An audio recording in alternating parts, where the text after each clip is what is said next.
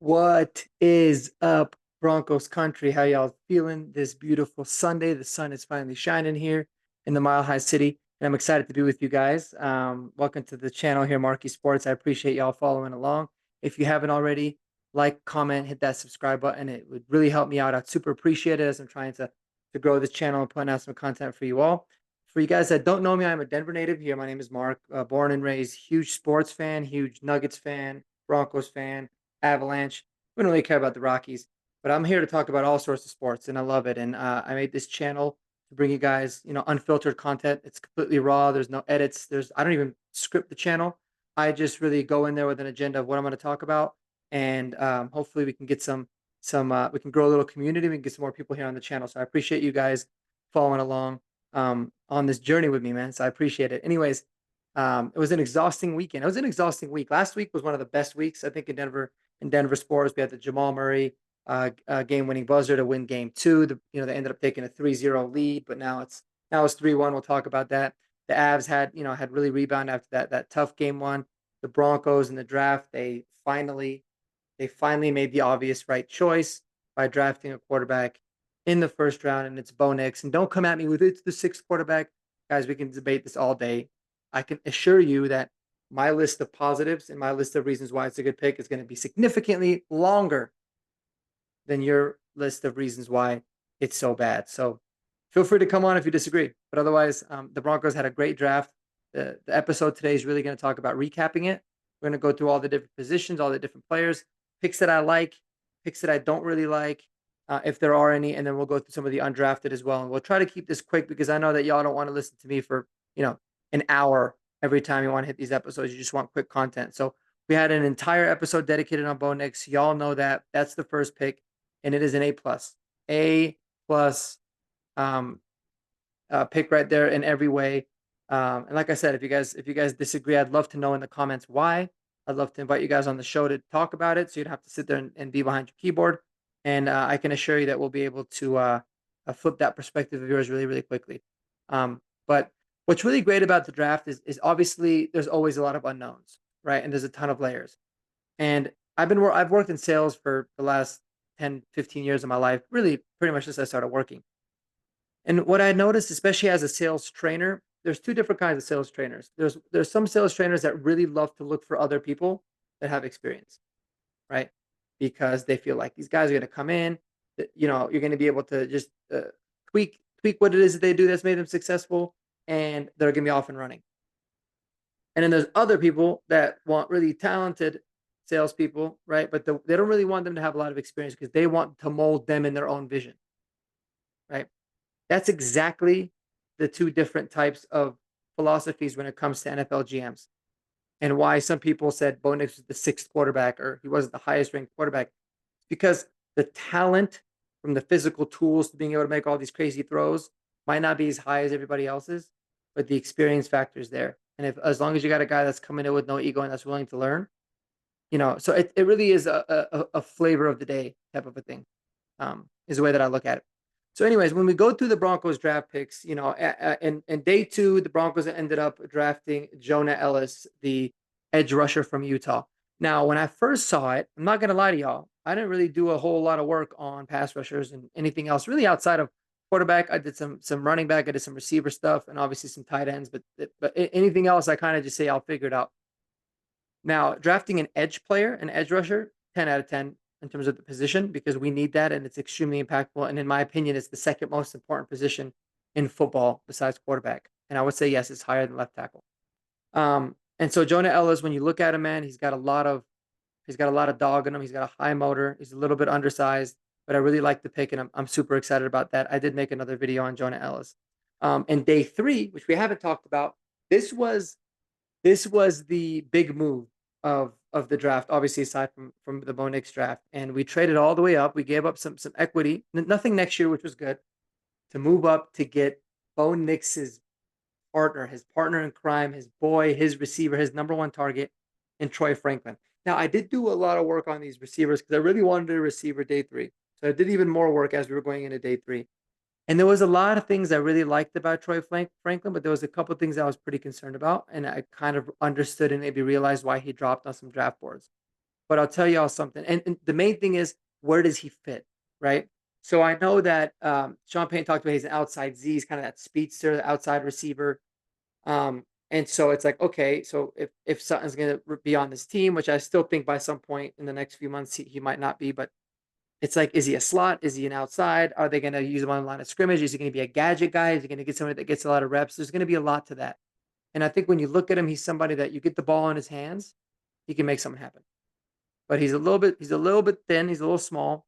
He does have some drop issues, but I'll tell you, man, he's electric and he adds much needed juice to this offense. I mean, between him and Marvin Mims on the team, we are going to have some guys that can absolutely fly.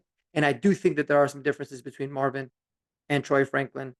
I just don't want them hampering each other's growth. I want them to kind of both develop together. So I'm excited about it. It's going to be nice to bring Bo in, somebody that he doesn't have to spend a lot of time getting some practice reps with. So really really good pick there. I'm gonna mark it as a B because I would have rather had more of a Javon Baker type of a body type, somebody with that crazy just physical upside. Um, there was a couple others there as well. Malik Washington, he's a little bit more of that speedster, but um, but I think Troy Franklin is a really good pick. And when I keep thinking about it, he was kind of consensus across the board ranked to be a lot higher than a fourth round pick. So I will take that. I will take that for sure. Definitely excited about it. And then we go into round 5, and this guy, man, I'm telling you what, I'll tell you what, I'm pumped up about Chris Abrams-Drain from Missouri, the cornerback. Um, it just seems like every time you put the film on or you read some things about him, the guy is just a dog. He's kind of, man, he kind of has some Chris Harris Jr. to him. If you guys remember Tony Carter, we had him during the Super Bowl run. He was kind of a glue type of guy. I mean, he would just mirror these NFL players and really make plays. And injuries ultimately got to him in his career, but he's got that. He's a really sticky corner. He's undersized, but man, he'll blitz, he'll hit you.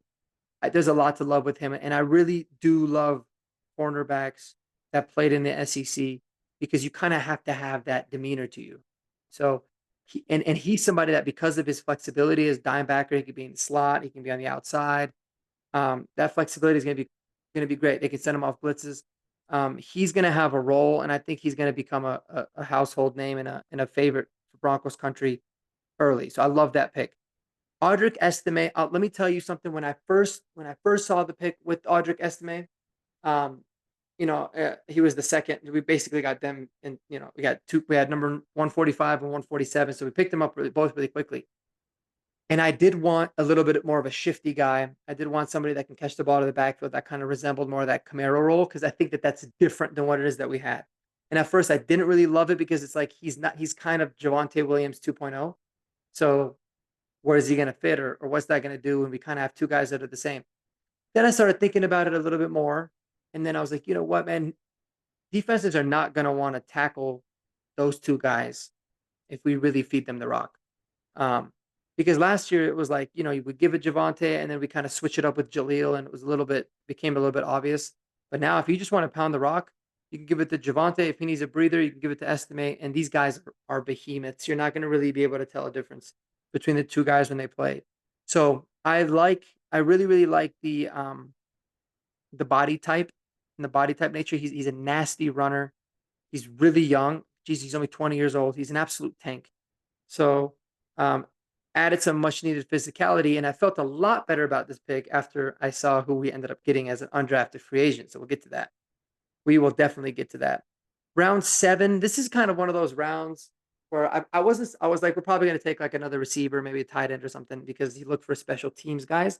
And Devon Vele is somebody that if he wasn't 27 years old, because he took a 3-year mission trip, he probably would have been more of a mid-round pick. Ridiculous size. He's a specimen, man. He's a big dude, but he's extremely fast. He ran like a 4.41 or 4.39 at the combine. He's got all the athletic traits. He's somebody that with these new kick return rules, I think can be intriguing, especially on the coverage part of it. Um, and a lot of people are saying they compare him to Tim Patrick, not just because they both went to Utah, but I think that because there's a lot of body type similarities. So he's somebody that I think we'll know right away if he's going to be able to play or not, and if he's going to be a contributor. So I'm intrigued by him, but I'm probably the most pessimistic of the whole class with him. I think maybe he's just going to be if anything. And then number 256, the second to last pick of the draft. I'm going to ruin this name. His name is Nick Gargiulo. Gargiulo. He is one handsome looking fellow with his long hair. I guess he cut it, but he's a center guard type of prospect. I didn't look into him too much, but those guys, they usually stick around. They usually add really much needed depth, and I think that that's always a good thing to get some good solid depth on the interior, whether it's center or whether it's guard. You need to develop those guys, and you can usually find, you know, very very good centers and guards, especially from a depth standpoint. In the fifth, sixth, and seventh rounds, and even in the undrafted. So overall, I like the diversity of the group. I think it's covering some pieces that we really need.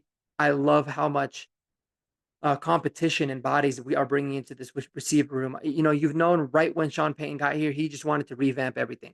He does. He wants to change the whole room up, and he's done that. We've completely flipped it on its head, really, with the exception of Cortland Sutton. So excited to see these guys come in and compete. I like that room. Adding cornerback depth was huge. I love that. And then, adding somebody that can play center and guard with the versatility there is great. And then obviously that pass rushing room. That pass rushing room is going to be intriguing. Four super young guys. Love it. Now you can take Drew Sanders and put him into the off ball linebacker role, like I think he should be in. We're going to be good to go. So I love that. So let me know what you guys think. What would you give write it in the comments. What would you guys grade the Broncos draft overall? An A, a B, a C, a D, or an F, and why? But let's give some legitimate reasons why instead of just F, the Bo Nix pick. I hate it. You ain't going to get a response to that. So love to hear what you guys think. Super intrigued by it. Secondly, we got the undrafted. These ones I love. I love tracking the undrafted free agents. They'll never get the hype like the draft picks do, but I can guarantee you at least one of these guys will end up making the team. So we'll go through them really, really quickly, and then I'll talk about some standouts for me based off of what it is that I've seen.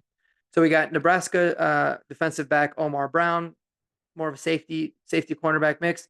Air Force linebacker Alec Mock, Memphis running back Blake Watson, my guy. Put a star in that. Memphis edge rusher Jalen Allen, UTSA, so University of Texas San Antonio, inside defensive lineman Brandon Matterson, Georgia Tech tight end Dylan Leonard, SMU defensive tackle Jordan Miller, Fresno State linebacker Lavelle Bailey, Utah tight end Thomas Yasmin, Wyoming offensive tackle Frank Crum, Washington State wide receiver Lincoln Victor, Nebraska cornerback Quentin Newsom. And then we got some rookie minicamp tryouts, getting this off Mile High Report. Some guys to come in for a tryout. We got a kicker sighting, Oregon kicker Camden Lewis coming in for a tryout.